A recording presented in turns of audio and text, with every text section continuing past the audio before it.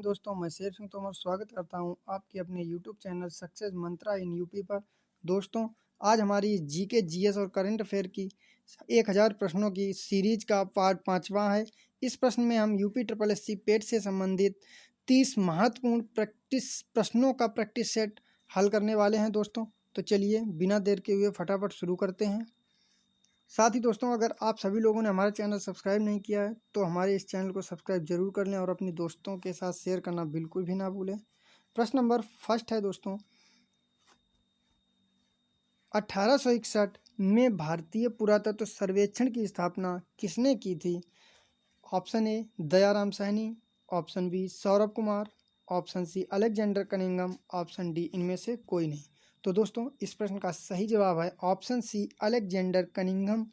Alexander Cunningham ने दोस्तों 1861 ईस्वी में भारतीय पुरातत्व सर्वेक्षण की स्थापना की थी। अगर दोस्तों भारतीय पुरातत्व सर्वेक्षण केंद्र की बात की जाए तो दोस्तों भारतीय पुरातत्व सर्वेक्षण केंद्र कोलकाता में है। ठीक है दोस्तों, ये आप लोगों को याद रखना है। तो चलिए दोस्तों बढ़ते हैं नेक्स्ट प्रश्न की तरफ। नेक्स्ट प्रश्न नंबर 2, भारत के पूर्वी तट पर कौन सी मिट्टी पाई जाती है? ऑप्शन ए लेटेराइट, बी काली मिट्टी, ऑप्शन सी जलोढ़ मिट्टी, ऑप्शन डी लाल मिट्टी। तो दोस्तों, इस प्रश्न के अगर सही जवाब की बात करें, ऑप्शन सी जलोढ़ मिट्टी इस प्रश्न का बिल्कुल सही जवाब है। भारत के पूर्वी तट पर दोस्तों जलोढ़ मिट्टी पाई जाती है।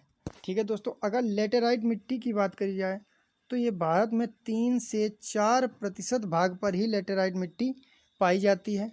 काली मिट्टी की अगर दोस्तों बात की जाए तो ये 15% भाग पर पाई जाती है। ठीक है दोस्तों, जलोढ़ मिट्टी की अगर बात करें तो ये 43% भाग पर पाई जाती है। ठीक है दोस्तों, लाल मिट्टी की अगर बात करें तो ये 18% भाग पर पाई जाती है।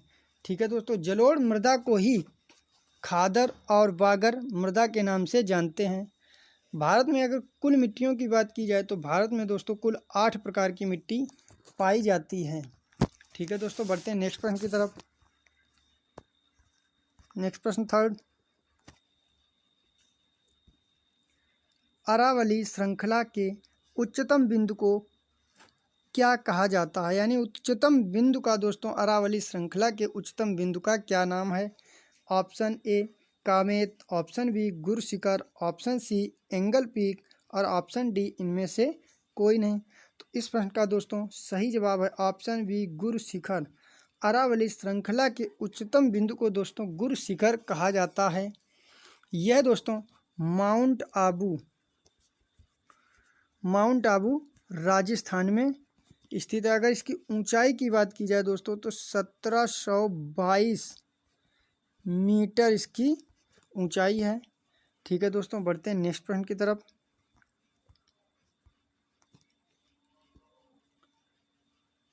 संविधान में कितने प्रकार के आपातकालों का उल्लेख किया गया? Option A 2, option B 3, option C 1, option D 4। तो दोस्तों, इस प्रश्न का बिल्कुल सही जवाब है ऑप्शन बी। यानी दोस्तों भारतीय संविधान में 3 प्रकार के आपातकालों का उल्लेख किया गया है। नंबर 1 राष्ट्रीय आपातकाल। ठीक है दोस्तों, जिसका उल्लेख आर्टिकल 352 में किया गया है। और दोस्तों राज्यों में आपातकाल, इसका उल्लेख आर्टिकल 356 में किया गया है।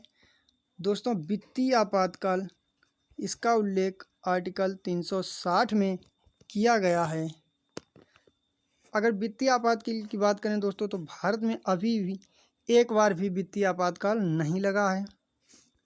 ठीक है दोस्तों, बढ़ते हैं नेक्स्ट प्रश्न की तरफ। प्रश्न 5, निम्नलिखित में से किस देश के साथ भारत अंतर्राष्ट्रीय सीमा साझा नहीं करता है? Option A Pakistan, option B Nepal, option C Sri Lanka, option D Bhutan. अगर दोस्तों इस प्रश्न के सही जवाब की बात करें तो ऑप्शन सी इस प्रश्न का बिल्कुल सही जवाब है। यानी दोस्तों श्रीलंका भारत के साथ अंतर्राष्ट्रीय सीमा साझा नहीं करता है। भारत की अगर अंतर्राष्ट्रीय सीमा की बात करें तो दोस्तों कुल 7 देश भारत की अंतर्राष्ट्रीय सीमा को स्पर्श करते हैं, जिसमें बांग्लादेश, म्यांमार, भूटान, चीन, अफगानिस्तान, पाकिस्तान और नेपाल आते हैं। सबसे अधिक अगर सीमा की बात की जाए तो दोस्तों बांग्लादेश के साथ भारत की सर्वाधिक सीमा लगती है 4096 किलोमीटर। ठीक है दोस्तों, और अफगानिस्तान के साथ भारत की सबसे कम सीमा लगती है 106 किलोमीटर। ठीक है दोस्तों, बढ़ते हैं नेक्स्ट प्रश्न की तरफ। नेक्स्ट प्रश्न 6, निम्न में से कौन सा द्वीप दुनिया का सबसे बड़ा द्वीप है? Option A Umananda, option B Majuli, option C Bahavani, option D इनमें से कोई नहीं। तो इस प्रश्न का दोस्तों सही जवाब है ऑप्शन बी माजुली द्वीप। माजुली द्वीप दोस्तों दुनिया का सबसे बड़ा नदी द्वीप है। ठीक है दोस्तों, ये आप लोगों को याद रखना है। यहाँ पे थोड़ा प्रश्न में करेक्शन कर लेते हैं, इस सबसे बड़ा नदी द्वीप की बात हो रही है दोस्तों। माजुली द्वीप की अगर बात करें दोस्तों तो ये असम में ब्रह्मपुत्र नदी में है। ठीक है दोस्तों, बढ़ते हैं नेक्स्ट प्रश्न की तरफ। नेक्स्ट प्रश्न 7, किस ग्रह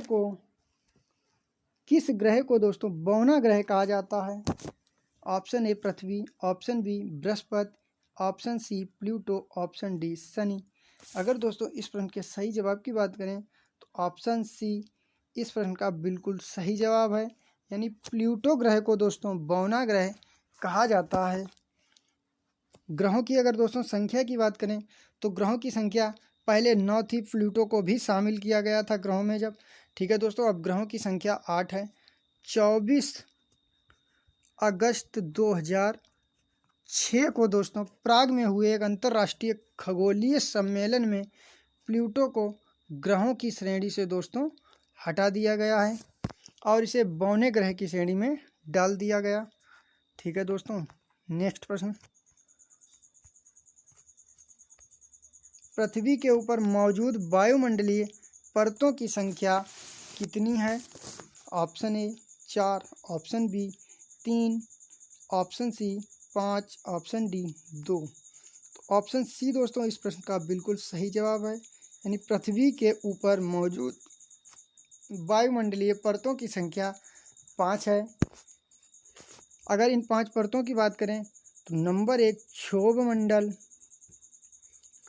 नंबर 2 दोस्तों समताप मंडल, 3 नंबर पे बात करें तो मध्य मंडल, 4 नंबर आयन मंडल, 5 नंबर वाह्य मंडल। ठीक है दोस्तों, नीचे से इनका क्रम दिया गया है।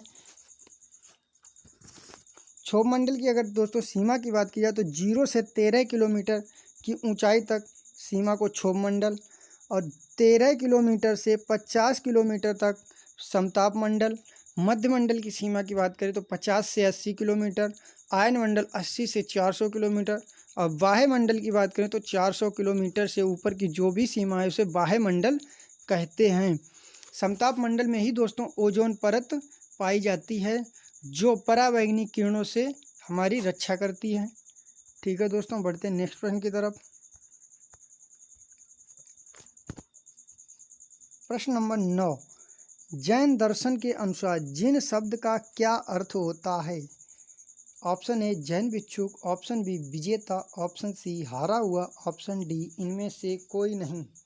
तो दोस्तों इस प्रश्न का सही जवाब है ऑप्शन बी विजेता, यानी जैन दर्शन के अनुसार जिन शब्द का अर्थ दोस्तों विजेता होता है। ठीक है दोस्तों, बढ़ते हैं नेक्स्ट प्रश्न की तरफ। चरक किसके दरबार के चिकित्सक थे? Option A Harsh, option B Ashok, option C Kanishka, option D इनमें से कोई नहीं। तो दोस्तों इस प्रश्न का सही जवाब है ऑप्शन सी कनिष्क। कनिष्क के दरबार में ही दोस्तों चरक नाम के चिकित्सक रहते थे। ठीक है दोस्तों, बढ़ते हैं नेक्स्ट प्रश्न की तरफ। नेक्स्ट प्रश्न 11, रेटिना पर बने प्रतिबिंब का प्रभाव लगभग कितने सेकंड तक रहता है? Option A 1/10, option B 1/16, option C 1/18 और ऑप्शन डी 1/5। तो इस प्रश्न का दोस्तों सही जवाब है ऑप्शन बी 1/16 सेकेंड, यानी रेटिना पर दोस्तों 1/16 सेकेंड तक प्रतिबिंब का प्रभाव रहता है। ठीक है दोस्तों, नेक्स्ट प्रश्न, हार्ट किसका मात्रक है? ऑप्शन ए तरंग की आवृत्ति, ऑप्शन बी तरंग दैर्घ्य, ऑप्शन सी तरंगों की तीव्रता, ऑप्शन डी तरंगों की स्पष्टता। तो दोस्तों इस प्रश्न का सही जवाब है तरंग की आवृत्ति का मात्रक दोस्तों हर्ट्ज होता है। ठीक है दोस्तों, बढ़ते हैं नेक्स्ट प्रश्न की तरफ। 12वीं शताब्दी के आरंभ में दिल्ली पर किसका शासन था? ऑप्शन ए तुगलक वंश, ऑप्शन बी सैयद वंश, ऑप्शन सी खिलजी वंश और ऑप्शन डी तोमर वंश। तो दोस्तों इस प्रश्न का बिल्कुल सही जवाब है ऑप्शन डी तोमर वंश। 12वीं शताब्दी में दोस्तों दिल्ली पर तोमर वंश का शासन था। ठीक है दोस्तों, दिल्ली की अगर स्थापना की बात की जाए तो तोमर वंश के शासक अनंगपाल सिंह तोमर ने दोस्तों दिल्ली की स्थापना की थी। ठीक है दोस्तों, बढ़ते हैं नेक्स्ट प्रश्न की तरफ। नेक्स्ट प्रश्न 14, इनमें से कौन सही ढंग से मेल नहीं खाता है? यानी दोस्तों इनमें से गलत को पहचानना है। ऑप्शन ए 1333 ईस्वी में इब्न बतूता भारत आया था, ऑप्शन बी 1506 ईस्वी में गुरु नानक का जन्म हुआ था, ऑप्शन सी 1209 ईस्वी में मार्को पोलो ने भारत का दौरा किया था, या ऑप्शन डी 1498 में वास्को डी गामा कालीकट आया था। तो दोस्तों इस प्रश्न का अगर सही जवाब की बात की जाए तो ऑप्शन बी इस प्रश्न का सही जवाब है। 1506 ईस्वी में गुरु नानक का जन्म हुआ था, ये ऑप्शन बिल्कुल मेल नहीं खाता है दोस्तों। अगर गुरु नानक के जन्म की बात की जाए तो 1469 ईस्वी में दोस्तों गुरु नानक का जन्म हुआ था। और इनके जन्म की अगर बात करें तो दोस्तों लाहौर में तलवंडी नामक स्थान पर इनका जन्म हुआ था। और गुरु नानक ने ही दोस्तों सिख धर्म की स्थापना की थी। ठीक है दोस्तों, अब 1333 की बात करें तो दोस्तों बिल्कुल सही है, इब्न बतूता भारत आया था। 1209 ईस्वी की अगर बात करें तो मार्को पोलो दोस्तों 1209 ईस्वी में भारत का दौरा किया था। 1498 की बात करें तो वास्को डी गामा दोस्तों 1498 में ही कालीकट आया था। ठीक है दोस्तों, बढ़ते हैं नेक्स्ट प्रश्न की तरफ। नेक्स्ट प्रश्न 15, निम्न में से कौन सा नृत्य उत्तर प्रदेश से संबंधित नहीं है? तो दोस्तों इस सीरीज में आज मैंने कुछ उत्तर प्रदेश स्पेशल से भी प्रश्न उठाए हैं, तो देखते हैं इस प्रश्न को। निम्न में से कौन सा नृत्य उत्तर प्रदेश से संबंधित नहीं है? Option A Charkula, option B कठपुतली, ऑप्शन सी मयूर नृत्य, ऑप्शन डी रासलीला। तो दोस्तों इस प्रश्न का सही जवाब है ऑप्शन बी कठपुतली। कठपुतली दोस्तों उत्तर प्रदेश का नृत्य ना होकर दोस्तों ये राजस्थान का नृत्य है। ठीक है दोस्तों, ये भी आप लोगों को याद रखना। साथ ही चरकुला, मयूर नृत्य और रासलीला दोस्तों ये यूपी के नृत्य हैं। ठीक है दोस्तों, बढ़ते हैं नेक्स्ट प्रश्न की तरफ। नेक्स्ट प्रश्न 16 है, प्रसिद्ध संगीतकार उस्ताद बिस्मिल्लाह खान किस वाद्य यंत्र को बजाते थे? Option A tabla, option B बांसुरी, ऑप्शन सी सितार और ऑप्शन डी शहनाई। तो दोस्तों अगर इस प्रश्न के सही जवाब की बात करें तो ऑप्शन डी शहनाई इस प्रश्न का बिल्कुल सही जवाब है। यानी दोस्तों उस्ताद बिस्मिल्लाह खान जो है वो शहनाई को बजाते थे। ठीक है दोस्तों, अगर तबला वादक की बात की जाए तो जाकिर हुसैन दोस्तों तबला बजाते थे। बांसुरी वादक की बात करें तो हरि प्रसाद चौरसिया दोस्तों बांसुरी वादक थे। सितार वादक की बात की जाए दोस्तों तो रविशंकर जो हैं दोस्तों वो सितार वादक थे। चलिए दोस्तों नेक्स्ट प्रश्न की तरफ बढ़ते हैं। कवित्री महादेवी वर्मा का जन्म किस शहर में हुआ है? Option A Azamgarh, option B Chitrakoot, option C Kannauj या ऑप्शन डी फर्रुखाबाद। तो दोस्तों इस प्रश्न का सही जवाब है ऑप्शन डी फर्रुखाबाद।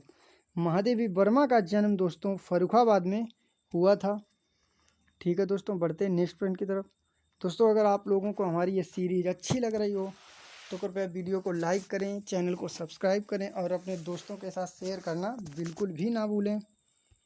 ठीक है दोस्तों, नेक्स्ट प्रश्न, निम्न में से कौन सा दुनिया का सबसे ऊंचा झरना है? ऑप्शन ए मुटराजी जलप्रपात, ऑप्शन बी मोंगे फोसन जलप्रपात या ऑप्शन सी एंजिल जलप्रपात, ऑप्शन डी टुगेला जलप्रपात। तो दोस्तों इस प्रश्न का सही जवाब है ऑप्शन सी एंजिल जलप्रपात। एंजिल जलप्रपात दोस्तों दुनिया का सबसे ऊंचा जलप्रपात है।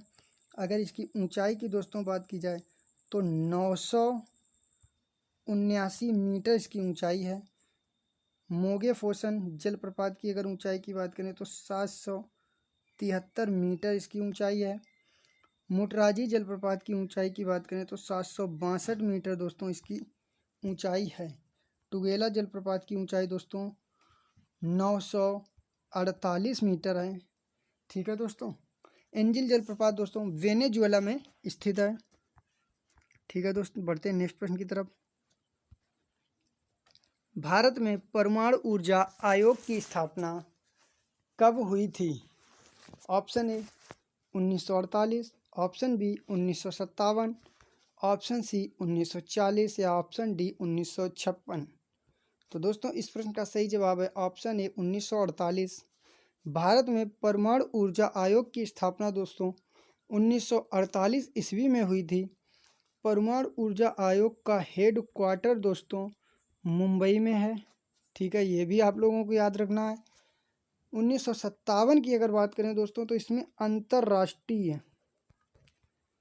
अंतर्राष्ट्रीय परमाणु ऊर्जा एजेंसी की स्थापना हुई थी। यहाँ पे दोस्तों 1900। ठीक है दोस्तों, बढ़ते हैं नेक्स्ट प्रश्न की तरफ।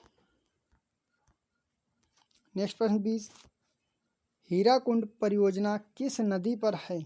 Option A Mahanadi, option B Satluj नदी, ऑप्शन सी भागीरथी नदी, ऑप्शन डी नर्मदा नदी। तो दोस्तों इस प्रश्न के अगर सही जवाब की बात की जाए तो ऑप्शन फर्स्ट महानदी इस प्रश्न का बिल्कुल सही जवाब है। हीराकुंड परियोजना दोस्तों महानदी पर है। सतलज नदी की अगर बात करें दोस्तों तो इस पर भाखड़ा नागल परियोजना बनाई गई है। ठीक है दोस्तों, भाखड़ा नागल परियोजना से अगर लाभान्वित राज्यों की बात की जाए तो इसमें पंजाब, हरियाणा, हिमाचल प्रदेश और राजस्थान को लाभ मिलता है। नर्मदा नदी की अगर बात करें दोस्तों तो इस पर सरदार सरोवर परियोजना चलाई जा रही है। अगर सरदार सरोवर परियोजना से लाभान्वित राज्यों की बात करें तो इसमें गुजरात, मध्य प्रदेश, महाराष्ट्र और राजस्थान आते हैं। ठीक है दोस्तों, भागीरथी नदी पर टिहरी बांध परियोजना चलाई जा रही है। टिहरी बांध परियोजना से लाभान्वित राज्य उत्तराखंड है। ठीक है दोस्तों, बढ़ते हैं नेक्स्ट प्रश्न की तरफ। नेक्स्ट प्रश्न 21, उत्तर प्रदेश में अफीम कारखाना कहाँ है? Option first Mathura, option second Modi Nagar, option third Ghazipur या ऑप्शन फोर्थ मुजफ्फरनगर। तो दोस्तों इस प्रश्न का सही जवाब है ऑप्शन सी गाजीपुर। गाजीपुर में दोस्तों गाजीपुर के उत्तर प्रदेश के गाजीपुर में दोस्तों अफीम कारखाना स्थित है।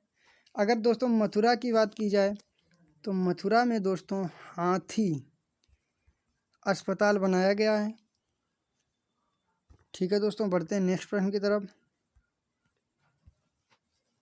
कचाई लेमन महोत्सव किस राज्य में मनाया गया? Option A Uttar Pradesh, option B Manipur, option C Meghalaya, option D Madhya Pradesh. तो दोस्तों इस प्रश्न का सही जवाब है option B Manipur. Kachai lemon महोत्सव दोस्तों मणिपुर में मनाया गया है। मध्य प्रदेश में दोस्तों मांडू महोत्सव मनाया गया है। मेघालय में दोस्तों बांग्ला महोत्सव मनाया गया। अगर उत्तर प्रदेश की बात करें दोस्तों तो उत्तर प्रदेश में काला घोड़ा नामक महोत्सव मनाया गया है। ठीक है दोस्तों, नेक्स्ट प्रश्न, विलायत खान का संबंध किस वाद्य यंत्र से है? Option A sarod, option B shehnai, option C sitar, option D tabla. तो दोस्तों इस प्रश्न का सही जवाब है ऑप्शन सी सितार। विलायत खान जो दोस्तों हैं वो सितार वादक थे। ठीक है दोस्तों, शहनाई वादक की अगर बात की जाए तो शहनाई वादक बिस्मिल्ला खान थे दोस्तों। सरोद वादक की अगर बात करें तो उस्ताद अकबर अली और अमजद अली दोस्तों सरोद वादक थे। तबला वादक दोस्तों अल्लाह रखा और जाकिर हुसैन थे। ठीक है दोस्तों, बढ़ते हैं नेक्स्ट प्रश्न की तरफ। उत्तर प्रदेश में प्रथम वन रिपोर्ट कब जारी की गई थी? ऑप्शन ए 1872 या ऑप्शन बी 1952 या ऑप्शन सी 1861 या ऑप्शन डी इनमें से कोई नहीं। तो दोस्तों इस प्रश्न का सही जवाब है ऑप्शन बी 1952। 1952 में दोस्तों प्रथम वन रिपोर्ट उत्तर प्रदेश में जारी की गई थी। ठीक है दोस्तों, 1861 की अगर 1881 की अगर बात करें तो इसमें दोस्तों 10 की जनगणना हुई थी, जो दोस्तों रिपन के काल में हुई थी। 1872 की अगर बात करें तो इसमें दोस्तों मेयो के काल में पहली बार जनगणना शुरू हुई थी। ठीक है दोस्तों, बढ़ते हैं नेक्स्ट प्रश्न की तरफ। नेक्स्ट प्रश्न 25 भूमि सुधार से संबंधित अनुसूची है, यानी दोस्तों इन अनुसूचियों में से कौन सी अनुसूची भूमि सुधार से संबंधित है। ऑप्शन ए 9वीं अनुसूची, ऑप्शन बी 10वीं अनुसूची, ऑप्शन सी 11वीं अनुसूची या ऑप्शन डी 12वीं अनुसूची। तो दोस्तों इस प्रश्न का बिल्कुल सही जवाब है ऑप्शन ए 9वीं अनुसूची। 9वीं अनुसूची का संबंध दोस्तों भूमि सुधार से है। अगर बात करें 9वीं अनुसूची किस संविधान संशोधन द्वारा जोड़ी गई, तो दोस्तों ये प्रथम संविधान संशोधन द्वारा 1951 ईस्वी में जोड़ी गई। 10वीं अनुसूची दोस्तों 1985 ईस्वी में 52वें संविधान संशोधन द्वारा जोड़ी गई। 10वीं अनुसूची में दल बदल का उल्लेख है। 11वीं अनुसूची दोस्तों 1992-93 में जोड़ी गई। 73वें संविधान संशोधन द्वारा 11वीं अनुसूची में दोस्तों ग्राम पंचायत का उल्लेख है, जिसमें ग्राम पंचायत के 29 विषय हैं। ठीक है दोस्तों, 8वीं अनुसूची की बात करें तो दोस्तों इसमें 22 भाषाओं का उल्लेख है। ठीक है दोस्तों, बढ़ते हैं नेक्स्ट प्रश्न की तरफ। भारतीय संविधान में संघात्मक व्यवस्था किस देश से ली गई है। Option A Germany, option B Australia, option C Canada, option D America. तो इस प्रश्न का दोस्तों सही जवाब है ऑप्शन सी कनाडा।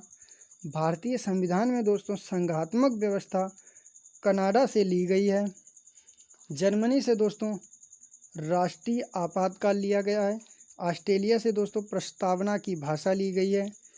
अमेरिका की अगर बात करें दोस्तों, अमेरिका से वित्तीय आपातकाल, मूल अधिकार, राष्ट्रपति पर महाभियोग और उपराष्ट्रपति पद का प्रावधान लिया गया है। ठीक है दोस्तों, बढ़ते हैं नेक्स्ट प्रश्न की तरफ। गंगटोक किसकी राजधानी है। Option A Gujarat, option B Meghalaya, option C Sikkim, option D Odisha. तो दोस्तों इस प्रश्न का सही जवाब है ऑप्शन सी सिक्किम। सिक्किम की राजधानी दोस्तों गंगटोक है। ठीक है दोस्तों, बढ़ते हैं नेक्स्ट प्रश्न की तरफ। नेक्स्ट प्रश्न 28 अनवरत योजना किस पंचवर्षीय योजना के बाद लागू की गई थी। ऑप्शन ए 5वीं, ऑप्शन बी 3री, ऑप्शन सी 4थी और ऑप्शन डी 7वीं। तो दोस्तों इस प्रश्न का सही जवाब है ऑप्शन ए 5वीं पंचवर्षीय योजना के बाद दोस्तों अनवरत योजना लागू की गई थी। ठीक है दोस्तों, बढ़ते हैं नेक्स्ट प्रश्न की तरफ। नेक्स्ट प्रश्न 29 जीएसटी है। जीएसटी है। ठीक है दोस्तों, ऑप्शन ए अप्रत्यक्ष कर, ऑप्शन बी प्रत्यक्ष कर या ऑप्शन सी दोनों या इनमें से कोई नहीं। तो दोस्तों इस प्रश्न के अगर सही जवाब की बात करें तो ऑप्शन ए इस प्रश्न का बिल्कुल सही जवाब है। जीएसटी दोस्तों प्रत्यक्ष कर के अंतर्गत आता है। ठीक है दोस्तों, अगर सर्वप्रथम जीएसटी की बात करें तो दोस्तों जीएसटी सर्वप्रथम फ्रांस में लागू हुई थी। ठीक है दोस्तों, भारत में अगर जीएसटी की बात करें तो भारत में जीएसटी 1 जुलाई 2017 से लागू हुई थी। जीएसटी लागू करने वाला भारत का प्रथम राज्य दोस्तों असम था। ठीक है दोस्तों, जीएसटी के अगर वर्णन की बात की जाए तो जीएसटी का वर्णन 269 ए आर्टिकल में दिया गया है। जीएसटी पंजीकरण में दोस्तों 15 डिजिट होते हैं। ठीक है दोस्तों, बढ़ते हैं नेक्स्ट प्रश्न की तरफ।